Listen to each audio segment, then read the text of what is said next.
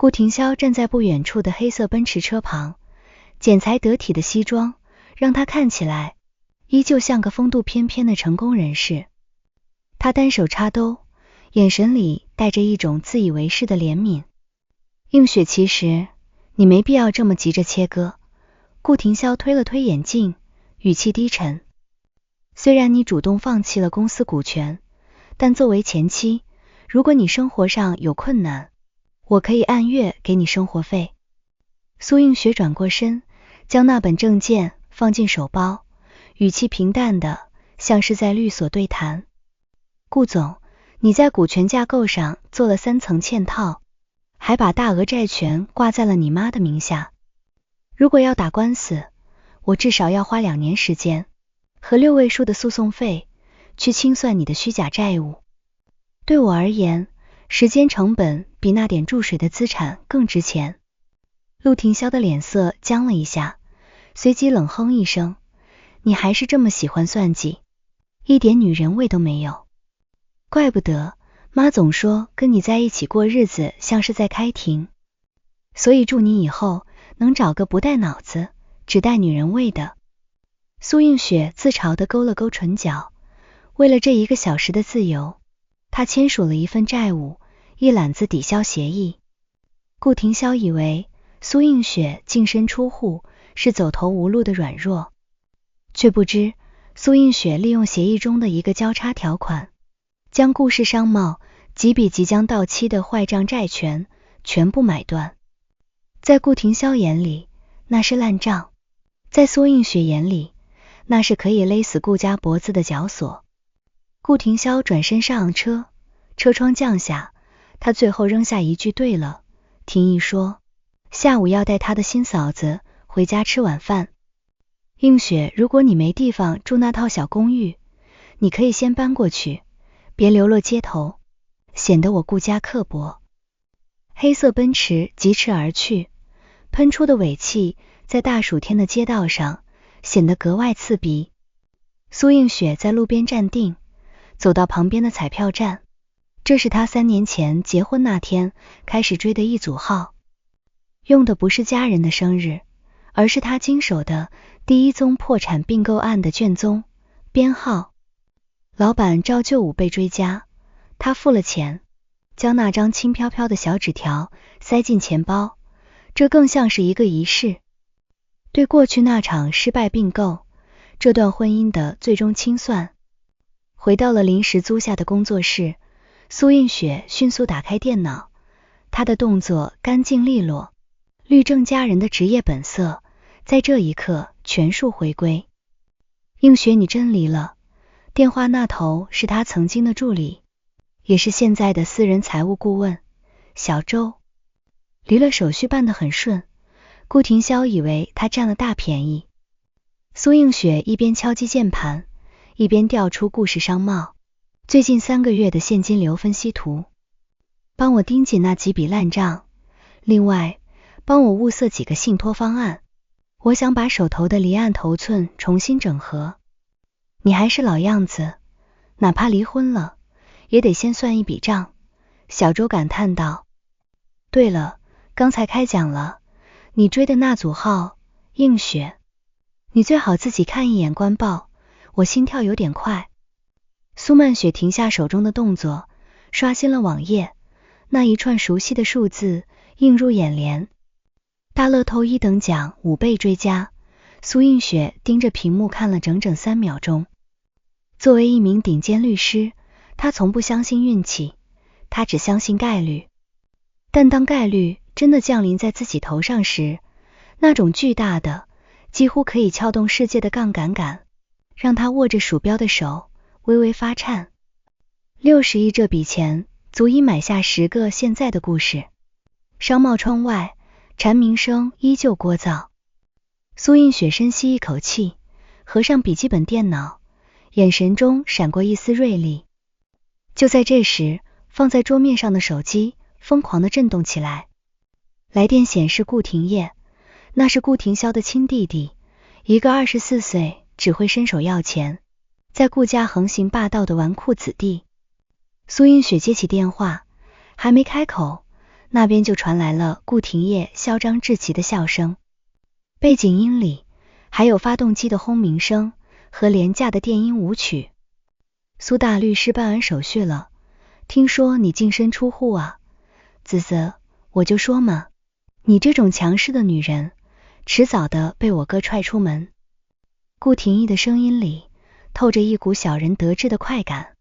我現在正帶新嫂子買包呢。我哥說了，以後新嫂子管家，她可不像你天天拉着個驢臉，她比你聽話1億倍。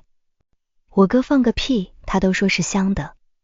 蘇映雪聽着電話，看着屏幕上顯示的60億中獎信息，突然覺得眼前的這一切荒誕的有些好笑不停。一米哥既然這麼喜歡聽話的，那就祝他以後耳根清淨。蘇映雪的聲音冷靜的讓對面有些冷場。你別在這裝冷靜了，蘇映雪，你現在肯定在哪吃泡麵哭呢吧？顧廷燁大聲嘲諷。實話告訴你，新嫂子喬詩雨不僅聽話，還帶了福氣進門。她剛給我哥介紹了個海外投資項目，價值幾個億。你就守着你那本離婚證，去律所打零工吧。海外投資，蘇映雪敏銳的職業直覺讓她察覺到了不對，但她只是淡淡一笑。好啊，那就祝顧家福星高照。不過廷燁，顧家的現金流真的撐得起幾個億的動作嗎？這就不勞你操心了，你這個外人。顧廷燁啪地掛斷了電話。蘇映雪聽着電話裡的忙音，緩緩靠在椅背上。海外投資喬詩雨，她重新打開電腦，在搜索框輸入了幾個關鍵詞，邏輯是不會騙人的。一個23歲靠聽話上位的女孩子，隨手帶給婆家一個過億的項目，這背後的對價是什麼？顧廷燁那種自負的性格，最容易被這種所謂的崇拜感和溫順帶進陷阱。蘇映雪撥通了小周的電話，語氣已經恢復了往日的殺伐果斷。小周，暫時不用找信託了，幫我開一個秘密賬戶，我要以匿名債權人的身份開始全面回購顧氏商貿的短期承兑匯票。映雪，你要對顧家動手不？蘇映雪看着桌角那張小小的彩票，眼神明亮。我只是要看看，顧廷燁口中那個聽話1億倍的新大嫂，到底能讓他虧掉幾個億？我想看看，當顧家大廈將傾的時候，那個聽話的女人會不會陪他一起掉進地獄？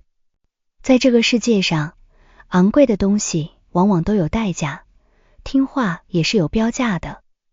而他現在手裡握着這世上最雄厚的籌碼，準備看一場關於因果的博弈。蘇映雪在工作室的落地窗前站了很久，直到夕陽將整座城市的輪廓勾勒出一層冰冷的金邊。屏幕上的中獎頁面早已因為長時間不操作而自動鎖定，那一串數字已經刻進了他的職業腦海裡。作為一名曾經處理過無數資產重組案的頂級律師，他非常清楚60億現金意味着什麼。這意味着他從這一秒開始擁有了改寫局部金融規則的權利。他沒有尖叫，沒有狂歡，甚至沒有給自己倒一杯慶祝的紅酒。他只是極其冷靜地拿出一張白紙，在上面畫出了顧氏商貿現在的財務結構。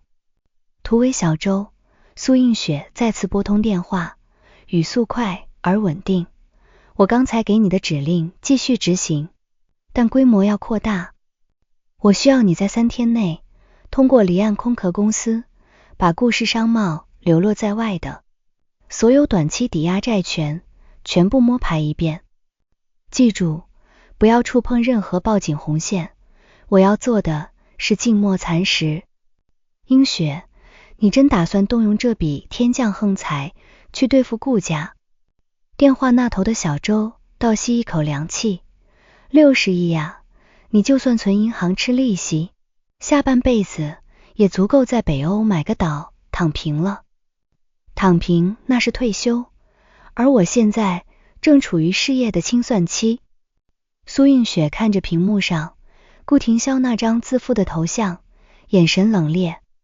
顧廷瀟一直覺得我太強勢，覺得律師的邏輯沒有人情味，那我就用他最崇尚的資本邏輯，送他最後一段路。對了，幫我查一個叫喬詩雨的女人。喬詩雨，就是顧廷燁剛才說的那個新大嫂。23歲，剛大學畢業，據說帶了個過億的項目給顧廷瀟。蘇映雪冷笑一聲，顧廷瀟雖然自負，但並不傻。能讓他這種老狐狸在離婚第一天就帶回家的女人，要麼是極度愚蠢的真愛，要麼是極度聰明的獵人。我打賭喬詩雨是後者。此時顧家老宅的晚宴已經進行到了高潮，餐桌上擺滿了精緻的粵菜，顧母坐在主位，笑得合不攏嘴。顧廷瀟坐在旁邊，神色間雖然還有些離婚後的陰鬱，但在看向身邊的喬詩雨時，眼神裡多了一份久違的優越感。喬詩雨穿着一件月白色的旗袍，長髮溫順地挽在耳後，正細心地為顧母盛湯。媽，您嘗嘗，這花椒雞湯我熬了4個小時。喬詩雨聲音柔柔弱弱，帶着一種不谙世事的純淨。廷瀟哥說您最近胃口不好，我特意放了些溫補的藥材。好，還是詩雨懂事。顧母抿了一口湯，故意拔高了音調，不像那個姓蘇的。結婚3年，進廚房的次數一個手都數得過來，整天在外面和男人打官司，回到家就擺着張冷臉給誰看。廷香媽早就說了，女人就得像詩雨這樣溫婉聽話，才是持家的樣子。顧廷瀟拍了拍喬詩雨的手背，有些意氣風發的開口，馬詩雨不僅會持家，還是我的事業幫手。他父親在海外做林場生意，詩雨今天剛給我引薦了他們家族的一個基金會，初步意向是投2億給我們的新零售板塊。2億。坐在一旁的顧廷燁正往嘴裡塞鮑魚，聞言兩眼發光。新嫂子，你這哪裡是福星，簡直是財神爺啊！你看你離了蘇映雪那個倒霉蛋，好運立刻就來了。廷尉別亂說。喬詩雨低下頭，露出一截白皙的頸項，顯得極度卑微。我也只是想幫廷瀟哥分擔一點。廷瀟哥這麼優秀，顧氏現在的困難只是暫時的。顧廷瀟被这番崇拜的話說得通體舒暢，蘇映雪永遠不會這麼誇他。蘇映雪只會告訴他，這個項目的毛利太低，現金流周轉天數不合理，建議砍掉。詩雨那筆投資的協議，我已經讓財務去過一遍了。顧廷瀟雖然在享受溫順，但商人的本能還在。不過對方要求的質押物是顧氏商貿 30% 的原始股，這個比例是不是廷瀟哥？我也覺得比例有點高。喬詩雨咬了咬唇，眼裡竟然泛起了淚光。可那是我二叔負責的基金會，他說如果不拿股權做背書，家族內部沒法交代。你要是不放心就算了，我也沒想過要干涉公司的決定，我只是想幫你。哎呀，廷瀟，你這孩子怎麼這麼多疑？顧母急了，一把放下湯勺。詩雨為了你忙前忙後，你還懷疑人家？再說了，詩雨以後是你的人，他的家族就是你的家族，這錢左口袋進右口袋，有什麼好擔心的？顧廷瀟看着喬詩雨那副受了委屈卻還要隱忍的樣子，心裡那點防線徹底崩了。他想起了蘇映雪在民政局門口看他的那個眼神，那是看穿一切的冷靜，讓他無處遁形。而喬詩雨的眼神裡只有依賴和崇拜。好了，不提了，明天我去簽協議。顧廷瀟豪氣地揮了揮手。詩雨，明天上午我讓廷義帶你去恆隆，看中什麼包，直接刷我的卡。咱們顧家不會虧待自己人，謝謝霆霄哥。喬詩雨溫順地依偎在顧廷霄懷裡，在众人看不見的角度，嘴角浮起一抹轉瞬即逝的弧度。而在城市的另一端，蘇映雪正在翻閱小周傳回來的電子檔案。喬詩雨23歲，出身寒微，父親並非什麼林場主，而是一個身負巨額賭債的失蹤人口。口中那個所謂的海外基金會，註冊地在開曼群島，其實是一層套一層的虛假外殼。映雪這女的膽子太大了，小周在電話裡驚嘆，這分明是精準收割啊！他給顧廷霄畫了一個2億的大餅，其實是想要那30%的原始股股權，然後通過複雜的債權轉讓，把顧氏商貿徹底搬空。不，他一個人做不到。蘇映雪翻到了喬詩雨的社交圈記錄，發現了一個有趣的重合點。顧廷義最近常去的那家地下會所，老闆正是这個海外基金會的關聯人。看來顧廷義不僅是助攻，可能還是內應，只是他自己都不知道自己被賣了。陸映雪揉了揉眉心，手機屏幕再次亮起，是銀行的入賬提示。由於中獎金額巨大，分批到賬的第一筆10個億已經劃入了他的監管賬戶。小周啟動啄木鳥計劃，蘇映雪的聲音在黑夜中顯得格外冷靜。顧廷霄明天去簽股權質押協議，我們就去收購顧氏商貿下游最大的3家供應商債權。我要在喬詩雨把股權洗白之前，先讓顧氏商貿進入債務紅線區。可是映雪，如果這時候顧家發現你有這麼多錢，他們賴上來求復合怎麼辦？小周有些擔心，邏輯是不允許回頭路存在的。蘇映雪放下手機，眼中閃爍着睿智的光芒。顧廷霄這種人，在他擁有聽話1億倍的新歡時，他絕不會想起前妻的好，他只會覺得我是在嫉妒，是在報復。我要等他親手把顧家送進墳墓的那一刻，再以最高債權人的身份出現在他面前。蘇映雪站起身，拉開了陽台的門，夏夜的微風捲走了工作室的沉悶。他手裡握着那張價值60億的彩票存根，隨手將其撕碎，扔進了碎紙機。這些錢對他來說，不是消費的狂歡，而是這場大型因果博弈的籌碼。顧廷霄，你說喬詩雨聽話1億倍？蘇映雪對着夜空低聲自語，嘴角掛着一抹冰冷的笑意。那我們就看看，當你一無所有時，這份聽話能不能抵消那60個億的落差。離婚後的第2天下午，陽光毒辣的像是要烤乾柏油馬路。蘇映雪正坐在新租下的甲級寫字樓內，面前是2名資深精算師和財務顧問小周，桌上堆滿了顧氏商貿近5年的財報對比圖，紅色的下降曲線觸目驚心。映雪根據最新截獲的信批，顧廷霄今天上午10點準時出現在了君悅酒店，和喬詩雨背後的基金會簽署了股權質押協議。小周神色嚴峻，將平板電腦推到他面前。他质押了30%的股份，換取了2億的所謂過橋貸款，但這筆錢並沒有進入公司公賬，而是打進了一個新成立的子公司賬戶，法人是顧廷義。蘇映雪看着那張法人授權書，眉心微跳，顧廷霄這是瘋了。為了規避審計，他竟然把這麼大一筆錢交給他那個只會花天酒地的弟弟管理。看來喬詩雨不僅吹了枕邊風，還精準地利用了顧廷霄對家人的那種盲目自大。就在此時，蘇映雪那台專門用於私人聯繫的手機突然瘋狂震動起來，屏幕上跳動着顧廷義的名字。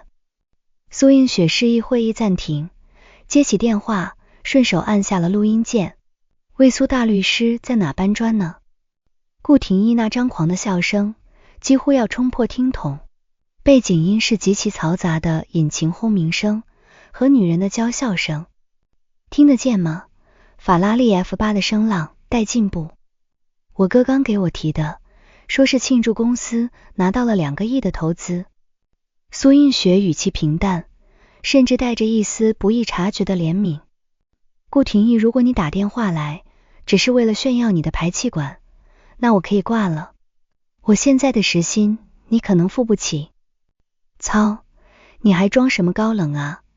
顧廷業在電話那頭啐了一口，語氣愈發惡毒。蘇映雪，我告訴你個好消息，我媽今天帶詩雨去挑婚紗了。詩雨多乖呀，我媽讓她往東，她不敢往西。不像你以前，連給我媽買個燕窩都要看成分表，算計得跟什麼似的。詩雨說了，以後顧家的錢就是用來享受的，不是用來給你這種女人寫法律條文的。享受。蘇映雪冷笑一聲，顧廷業，你哥那2個億是貸款，是要還的，而且质押的是原始股，如果公司業績達不到預期，或者現金流斷裂，你們顧家就得捲鋪蓋走人。你現在開的每1公里都在消耗你們家最後的淨資產。放你媽的屁，你就是嫉妒。顧廷義破口大罵。詩雨介紹的項目是海外林場，那是穩賺不賠的買賣。你這種被開除的錢大嫂，就活該在陰溝裡看我們發財。我哥說了，離了你顧家的空氣都甜了。辛大嫂比你聽話1億倍，我哥讓她跪着洗腳，她都樂意。你這種連生孩子都想推到35歲之後的職場女性，就等着孤老終生吧。電話那頭隱約傳來喬詩雨柔柔弱弱的聲音。廷義，別這麼說，映雪姐她也很不容易的。雖然她沒能給顧家留個後，但畢竟照顧過廷蕭哥。至於你，就是太善良了。顧廷業大聲呵斥，隨後對着電話吼道，聽見沒？這才是女人。蘇映雪，以後沒飯吃了，記得回來說一聲。顧家後廚還缺個刷碗的，看在以前的情分上，我哥沒準能賞你一口剩飯。嘟嘟通話被对方粗暴地掛斷，辦公室內陷入了死一般的寂靜。小周氣得臉色通紅，這顧廷業簡直是個畜生，映雪這你都能忍。咱們直接把那幾筆債務砸過去，讓他那法拉利當天就進典當行。蘇映雪緩緩放下手機，嘴角卻勾起一抹極其冷豔的弧度。她沒有生氣，反而推了推鼻梁上的金絲眼鏡，眼中閃烁着計算後的金光。為什麼要忍？我剛才笑，是因為顧廷義給了我最後一塊拼圖。蘇映雪站起身，走到白板前，在顧廷義的名字上畫了一個巨大的圈。喬詩雨之所以讓顧廷義當子公司法人，是因為他知道顧廷義好面子，愛揮霍，且毫無风控意識。那2個億進到顧廷業手裡，不到3天就會被洗成各種名車、名表和奢侈品消費，而這些消費記錄就是顧氏商貿挪用貸款、違反質押協議的鐵證。你的意思是？小周眼睛一亮，邏輯很簡單。顧廷霄以為他找了個聽話的女人，其實他找了個最高明的拆遷隊。蘇映雪轉身看向財務顧問，準備好了嗎？以晨曦資本的名義，正式向顧氏商貿的幾家大供應商發出收購意向。我要在顧廷業把那2個億挥霍到一半的時候，突然發動債務違約訴訟。下午4點，蘇映雪出現在了全市最頂級的私人銀行貴賓室。60億的資金已經全部分散，進入了由他親自設計的信託矩陣。銀行行長親自端着咖啡，卑躬屈膝地站在一旁。蘇女士，按照您的要求，首批5億現金已經劃撥到了您的對沖賬戶。只要您簽字，我們可以立刻為您啟動全球資產配置，蘇映雪接過派克金筆，在文件上簽下了自己的名字，筆尖劃過紙張的聲音利落而決絕。資產配置，先放一放。蘇映雪抬起頭，神色冷靜。我要你們幫我盯緊顧氏商貿的所有銀行流水，一旦發現有大額資金流向不明的海外賬戶，立刻通過聯行系統給我反饋。沒問題，您是我們最高等級的客戶，您的意願就是我們的指令。走出銀行時，蘇映雪接到了錢婆婆顧母的微信語音，語氣裡充滿了炫耀與刻薄。蘇映雪，別說我沒提醒你，庭筱和詩雨的訂婚宴定在下個月初8，在半島酒店。詩雨說，畢竟大家一場親戚，想請你來見證一下什麼叫真正的名門婚禮。你要是怕丟人，可以不來，但紅包別忘了，畢竟庭筱養了你3年，你得懂感恩。蘇映雪冷冷地按掉了語音，連回復的慾望都沒有。感恩感恩，顧庭筱在深夜加班時打來的催促查賬電話，感恩許美蘭在每個節日對她不渝的冷嘲熱諷，還是感恩顧廷義長年累月的冷嘲熱諷。他站在街頭，看着這個繁華而冷漠的城市，60億的底氣讓他此刻像是一尊神祗，俯瞰着那群在謊言堆裡狂歡的螻蟻。小周，幫我回一條消息給顧母。蘇映雪坐進剛提的低調豪車，聲音平穩，就說訂婚宴我會準時參加，而且我會送上一份顧家這輩子都忘不掉的大禮。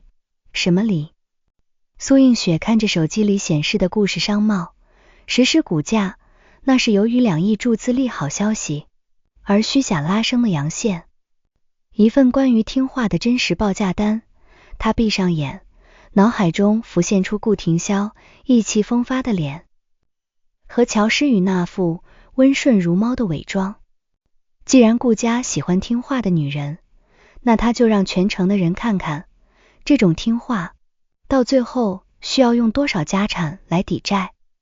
離婚時的那本證書只是這場博弈的入場券，而現在的這60億是他用來清算一切的籌碼。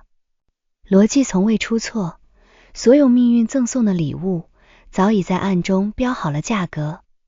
顧家以為自己撿到了寶，卻不知道他們迎來的是一個足以讓他們粉身碎骨的黑洞。訂婚宴籌備的半個月裡，顧家成了整個商圈翻身的典型。陸庭筱帶着喬詩雨頻繁出入各大酒會，逢人便誇心未婚妻是他的福星，不僅溫柔體貼，還一進門就解決了公司的現金流困局。然而蘇映雪坐在他的新辦公室裡，看着精算師遞交的監控數據，嘴角勾起一抹譏諷。映雪，你看這組流水。財務顧問小周指着屏幕，那2億過橋貸款進到顧廷義擔任法人的子公司後，不到10天已經通過各種虛假諮詢費、勞務費的名義轉出了8000萬，其中5000萬流向了一個海外藝術品拍賣賬戶，剩下的3000萬全花在了喬詩雨名下的一家空殼工作室。蘇映雪翻看着那些名為營銷諮詢，實為轉移資產的合同，語氣冷靜。陸庭筱自詡精明，但他對喬詩雨的那種溫順有種病態的沉溺。他太需要一個完全服從他的女人來證明他在離婚後的優越性了，所以他會下意識地忽略所有反常的細節。那咱們什麼時候動手？小周問。不急质押協議裡有一條硬性約束，如果公司資產負債率連續2個月超過 70%， 債權人有權要求提前還款或強制執行股權。蘇映雪合上文件夾，顧廷義在外面揮霍得越狠，顧氏商貿的財務紅線就繃得越快。我們要做的是幫他把這把火燒得更旺一點。此時在顧家寬敞的餐廳裡，一場關於聽話的溫情戲正在上演。顧母拉着喬詩雨的手，正往他手腕上套一隻通透的翡翠鐲子。那是顧家的傳家寶，曾經蘇映雪進門時，顧母死活鎖在保險櫃裡，說蘇映雪心眼太多，壓不住這玉的靈氣。詩雨阿媽，看你是越看越喜歡。顧母笑眯眯地拍着喬詩雨的手，你看看你，庭筱說讓你別再出去工作了，你就安安分分在家裡陪我，這份心意可比那個整天在法庭上跟人吵架的蘇映雪強10000倍。喬詩雨乖巧地低下頭，聲音柔得能擰出水來，媽，庭筱哥是家裡的頂梁柱，我只要把他照顧好，把您陪好就行了，至於錢財名利，那都是男人們去操心的事，我只想做庭筱哥身後那個聽話的小女人。好孩子，真是太懂事了。顧母感動得眼眶微紅。庭筱，你聽見沒？這才是咱們顧家要的。媳婦顧庭筱坐在一旁，翻閱着手裡的財務報表。雖然最近公司的下游供應商催款電話變多了，但看着喬詩雨那副不爭不搶、全然信賴的樣子，他心頭的燥熱瞬間平復了不少。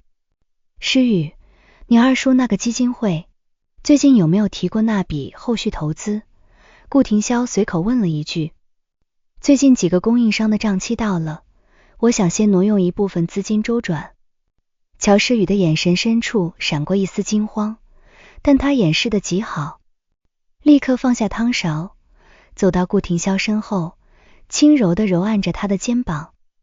庭筱哥，二叔說只要下個月的訂婚宴辦得體面，讓家族長輩看到顧氏的實力，後續的3億資金會立刻到位。喬詩雨語調軟糯，帶着一絲撒嬌，你是不是最近太累了？要不咱們訂婚宴的預算再加200萬。二叔說豪門的門面就是信用，咱們越是顯得闊綽，投資款到賬就越快。顧庭筱感受着肩膀上溫柔的力度，聽着這種全然為他着想的建議，腦子一陣發昏。行，聽你的，門面確實重要。廷義那邊今天又刷了500萬買表，我也沒說他，男人在外面跑，沒點行頭不行。庭筱哥，你真大度。喬詩雨在他耳邊吐氣如蘭。廷義也是為了結交更多富二代，好幫公司拉業務嗎？躲在門後的顧廷義聽見這話，心裡樂開了花，對這位新嫂子簡直感激涕零。他心想，蘇映雪以前只會盯着他的信用卡賬單，數落這個新嫂子簡直就是菩薩轉世。但他不知道，喬詩雨在轉身進廚房的那一刻，迅速拿出手機，發了一條加密信息。老顧已經上鈎，預算又批了200萬，盡快洗白。2週後，半島酒店，顧庭筱和喬詩雨的訂婚宴盛況空前，全城的商界名流都在討論顧家的驚天大逆轉，說顧庭筱離了個喪門星，贏了個財神奶奶。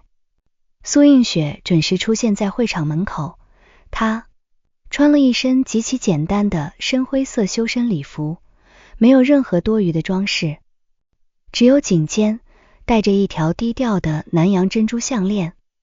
但在她身後跟着4名西裝革履、神情冷峻的男女，那是他新組建的法律與財務清算團隊。喲，蘇大律師還真敢來啊！顧廷燁穿着一身閃瞎眼的亮片西裝，挺着胸脯攔住去路，怎麼是來討剩飯吃的？還是來觀摩一下什麼叫真正的豪門盛宴？蘇映雪沒理會他的挑釁，只是淡淡掃了一眼他手腕上那只價值100萬的新表。表不錯，希望一會兒法院查封的時候，你也能笑得這麼燦爛。你他媽咒誰呢？顧廷燁臉色一變，正要發作，顧庭筱挽着喬詩雨走了過來。喬詩雨今天穿了一件特制的紅色重工禮服，光彩奪目。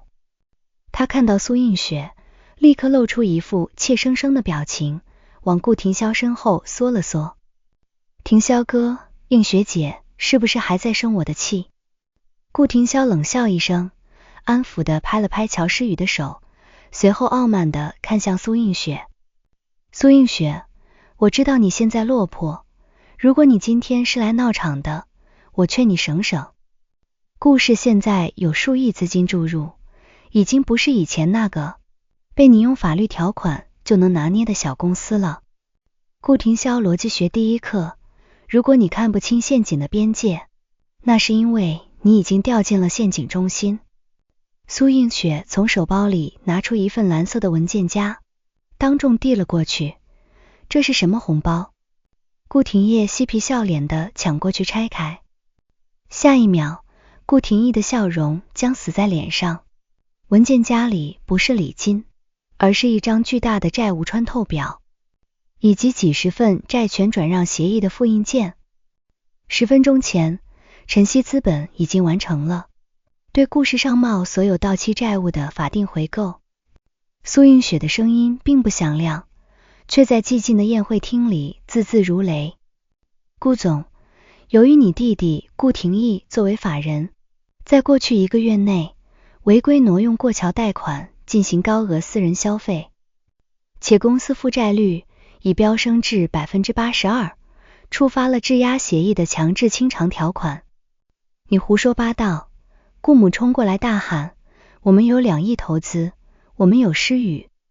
所謂的2億投資，只不過是喬詩雨女士利用虛假海外基金會進行的，左手轉右手。蘇映雪轉向臉色慘白的喬詩雨，眼神銳利如刀。喬小姐，你二叔那個林場，去年就因為大火破產了，現在還在國際刑警的紅色通缉名單上。你引誘顧廷霄質押股權，其實是想通過顧廷燁的賬戶，把顧家僅剩的一點現金流全部捲走，對嗎？全場譁然，顧廷霄猛地看向喬詩雨，手上的力道不自覺地加重。詩雨，他說的是真的嗎？那筆錢不是注資嗎？廷霄哥，我不知道。喬詩雨眼淚說掉就掉，依舊演着那副溫順聽話的戲碼。映雪姐一定是嫉妒我，她故意偽造這些東西來破壞我們的婚禮。偽造！蘇映雪冷笑一聲，對着身後招了招手。2名穿着制服的銀行調查員和1名警察走了進來。顧廷霄先生，我們接到舉報，涉嫌大額洗錢和合同詐騙。由於您的債權人晨曦資本已申請資產保全，從現在起，顧氏商貿的所有賬號將被凍結。顧母一聽，2眼翻白，直接癱在了地上。那只翡翠鐲子磕在台階上，發出清脆的一聲，碎成了3瓣。顧廷霄看着那碎掉的鐲子，又看看面前冷靜如神奇的蘇映雪，一種巨大的被玩弄於股掌之間的屈辱感瞬間席捲了全身。蘇映雪，你早就知道，你一直躲在暗處看我的笑話。不顧廷霄，蘇映雪走近一步，語調依舊平和，卻透着徹骨的寒意。我只是在幫你算最後一筆賬。你不是喜歡聽話的女人嗎？你不是覺得聽話代表着忠誠和福氣嗎？現在賬單出來了，這種聽話的標價是你整個顧氏家業加上你後半輩子的自由，這個價格你滿意嗎？喬詩雨見勢不妙，甩開顧廷霄的手就要往側門溜，卻被早已候在那裡的保安穩穩攔住。喬小姐，關於那8000萬的留下，你可能需要去警局好好聽話交代一下。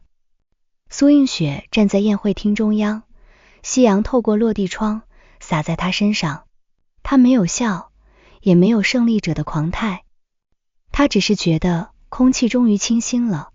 60億的底蘊讓她根本不屑於去撕扯什麼，她只是用最冰冷的邏輯推倒了那個由自大和謊言堆砌起來的積木堡壘。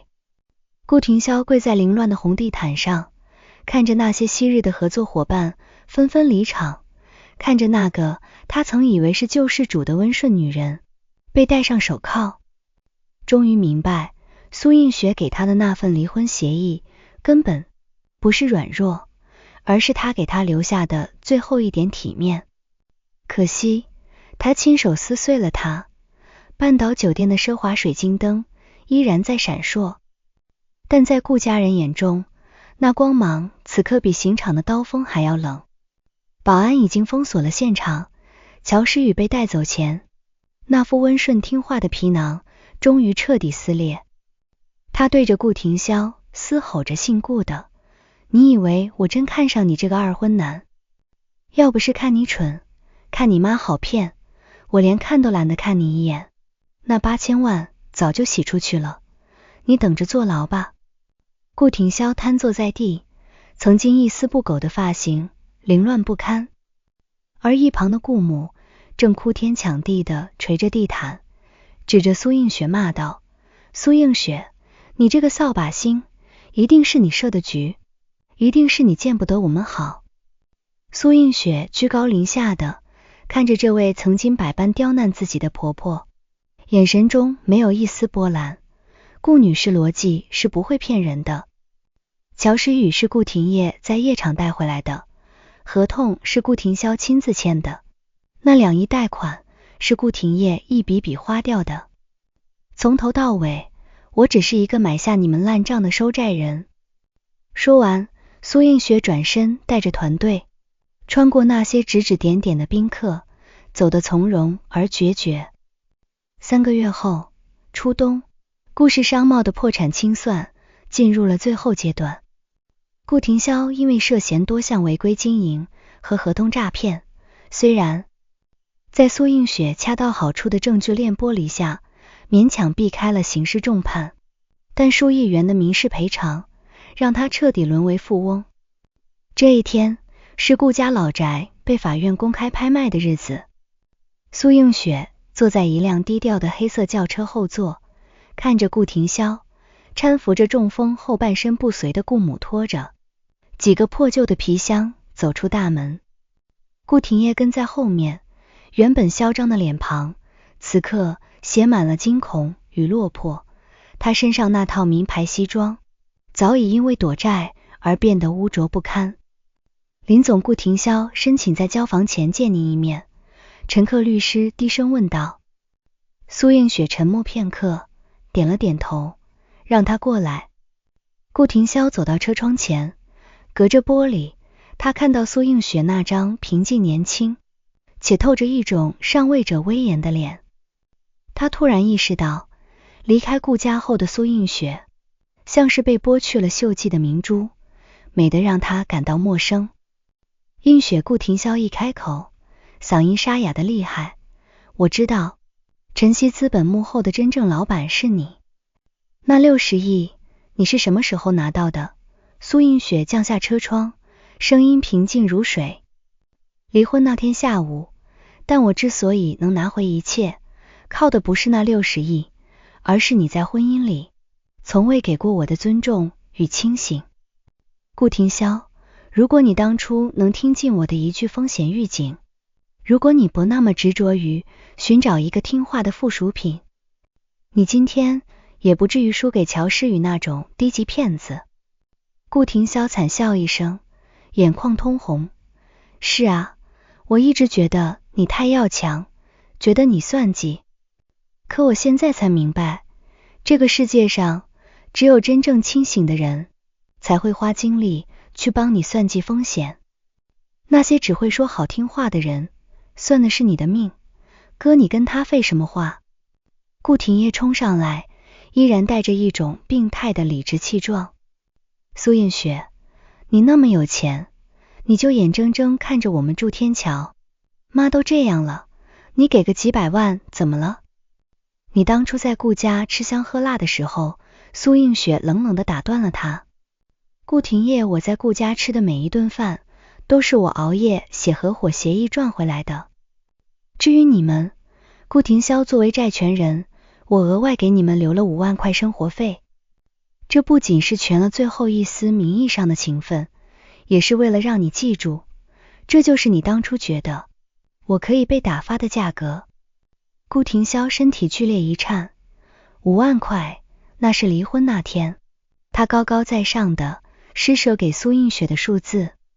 如今這個數字像是一個巨大的諷刺，原封不動地還到了他臉上。車窗緩緩升起，映雪，我後悔了，我真的後悔了。顧廷瀟對着離去的車影嘶喊，卻被風雪瞬間淹沒。1周後，全市最高端的金融峰會在5星級酒店頂層舉行。蘇映雪作為晨曦資本的創始合夥人，受邀發表主題演說。她穿着剪裁冷冽的白色西裝，站在聚光燈下，面對着台下無數的行業巨頭和媒體鏡頭。很多人問我，資本的本質是什麼？蘇映雪的聲音清冷而有力。我認為，資本的本質不是支配，而是選擇。我們選擇清醒，而非盲從；選擇邏輯，而非偽善。在婚姻中如此，在事業中亦然。台下掌聲雷動，而在會場外，昏暗的街道轉角，顧廷瀟正頂着寒風，試圖推銷手裡最後幾份廉價的商業保險。他無意間抬頭，看到了商場大屏幕上正在直播的蘇映雪，屏幕裡的她光芒萬丈，是他這輩子再也無法觸碰的頂峰。而他身邊，顧母正坐在輪椅上流着口水，含糊不清地喊着：聽話，找個聽話的媳婦，生孫子。顧廷瀟絕望地閉上眼，手中的宣傳單散落一地。邏輯從未出錯，所有建立在壓迫與謊言之上的順從，最終都會在真實的利益面前化為齏粉。蘇映雪走出酒店大廳時，天空中正飄起細碎的雪花。小周走上前，遞給他一份新的投資名單。